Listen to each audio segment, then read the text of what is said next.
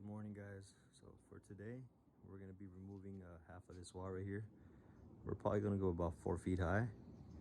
The reason being is that this wall has already been, from what I hear, it's already been compromised. It's already been, patched and repaired a couple of times. As you can see on the texture, they didn't do a bad job, but you can see in the texture, I mean, it's been, repaired a couple of times here and there. So they just want to go ahead and cut it maybe halfway from corner to corner all the way down and removed. Now there could be a couple reasons why it's it was compromised at first, but the overhang here, it's pretty big, so water shouldn't be coming down too much. Plus, I mean, we're in Southern California, so it's not like we get rained a lot. As you can see, the plants here, they do get obviously they have sprinklers out here, so maybe the sprinklers are hitting the wall, constantly hitting the wall. As you can see, there's a patch right here and a sprinkler literally right there, so that could be it. I don't know. We're just here to remove the wall and repaper everything, put everything back the way it was. They already fixed the problem, so hopefully this fixes everything completely, so that's our first step. We're gonna go ahead and try to cover the plants as much as we can. We're gonna put tarps over them and start cutting everything off. Me personally, this is my little gun right here, little Makita gun. You could use a hammer. This isn't like those TV shows that you get a sledgehammer and you just swing it around left and right and break everything. Even cutting stucco, there's a way of doing it. So we're gonna go ahead and cover everything as best as we can and start chipping, and I'll let you know how to cut it the right way. So let's get to that. Okay, so far this is what we have. So just a little recap here. As you can see, this is probably about 6 inches. If you want, you could just go ahead and cut 4. But when you cut this, and the reason why I have this for 4 inches is that you need to at least have 4 inches of wire. You need to cut it down here and leave 4 inches of the old wire, so we could, once we put our paper and our wire, we could put our wire underneath and the old one could overlap the new one. Therefore everything's nice and tight regarding the other wire. Now the reason why we cut downwards is because we're just going to cut the wires this way. We're going to cut the chicken wire this way. We're going to yank this whole square out towards us and onto the truck. Easy peasy. So we have 1 square, 2 squares, so on and so forth. Now it's nice and square. I'm not that good and this gun is not that great, but the reason for it, and I completely missed it. You see this right here, this is called the weep screed, right? It's, the thickness would be 7/8 of an inch, which is the scratch and brown. That's the cement should be 7/8 of an inch. This is how it looks like, right? These are the new pieces. This goes this way. So this lip right here should be 7/8 of an inch. So when you put your cement, it should be flush. It should be that thick, 7/8 of an inch. Whoever did this, and like I said, I completely missed it. As you can see, the weep screed, the cement is not even flush to this right here. It's like if they put 1 coat of cement and they either rotted or darby it up and they missed another 1/2 inch of cement.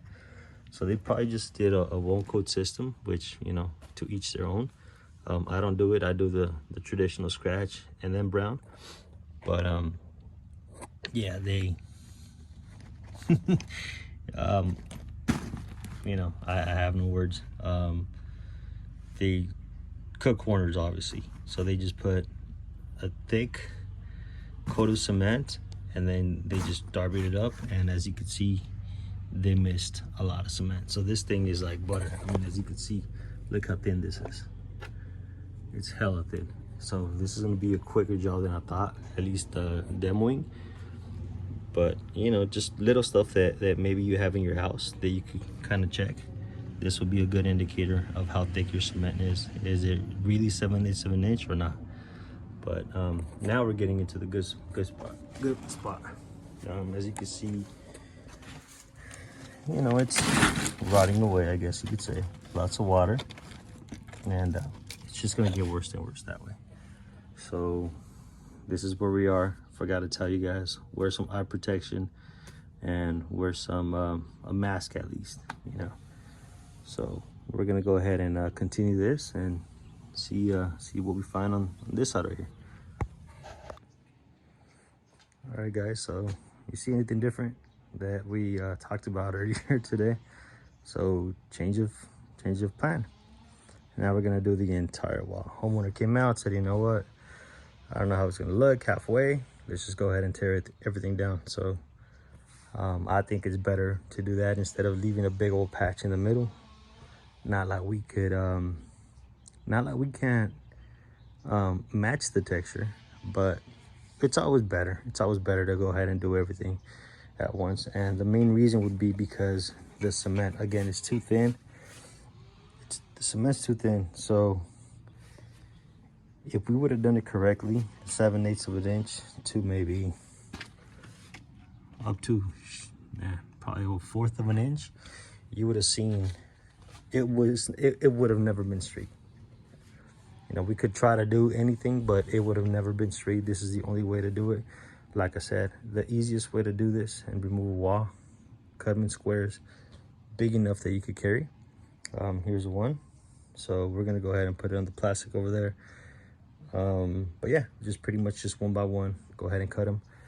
At the top, I always leave, again, maybe about 3 or 4 inches, 4 inches on the sides. We're gonna go ahead and take care of the other side. I just want to go ahead and clean all this area, focus on that corner. Again, clean all this area and start lathing everything. So yeah, this is pretty much how it looks like for now.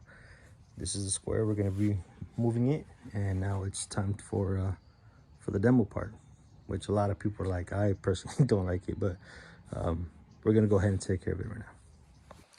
Okay, so after a couple hours, I finally got all this out. Just need to clean up all this mess. But yeah, this is pretty much how it looks like. There's no plywood behind, no OSB, whatever. So just letting you guys know how much of trash it got. It's pretty much just a couple of 6 bags, pretty much a load on the pickup. You know, throw some plastic, guys. Throw some plastic on the concrete before you put any debris over it. And take care of the guys or the people's house. You can say that about the plants, right? I should have taken care of the plants right there, but I mean, it's inedible. It was inedible. We're gonna go ahead and remove the whip screen. Notice how it's, you know, it's bad, but it's, well, I mean, yeah, it's kind of bad. As you can see, especially these sections. I mean, to each their own, but if you have plants close to a wall, make sure that the sprinkler, again, doesn't hit the wall too much all the time, or else it never dries. And make sure that the dirt is under the weave screen, right? So all that moisture could stay down here. If this were to be underneath the moisture, I mean if this would have been on top of the whip screen, it pretty much wets the paper and the moisture goes up. As you can see, it's not that bad. I mean, we probably had a small leak right here. You can see it right there running down, and judging by the cabinets that they have, water was going in somewhere. I don't know if they fixed the pipe already, the sprinkler, you know, something. I don't really know. Especially when it's a painted surface, it's pretty much hard to tell. But anyways, we're gonna go ahead and remove the screed. Before we do that, here's my pen at. I always make sure to either grab a pen, Sharpie, whatever, and just kind of draw a line on the studs. That way, when you remove it, you know exactly where to put the other one. Make sure that both of them, or the new one, is the same size. That way you don't miss it, right? Draw the lines, remove it, and then we're gonna know exactly where the old one was. So we're gonna go ahead and take care of that right now and see how it looks. All right, so the screed's already installed. As you can see, it's brand new. Now we put this type of wire right here. It's called the line wire. We put this simply because we don't want to put black paper over this, because if you do, it's 16 inches from one stud to the other. I'm sorry, if this isn't there, if this isn't here, then paper again, cement will push the paper inside, and you're gonna have a little bow right here. A lot of cement is gonna keep on falling. So this is why we put this right here. Now notice it's maybe about maybe about a 20-foot wall, right? So we stretched it out. Obviously it's not that stretch, right? So this is what we do. We get our tacker and we're gonna pull it down. Okay, we're gonna pull this down.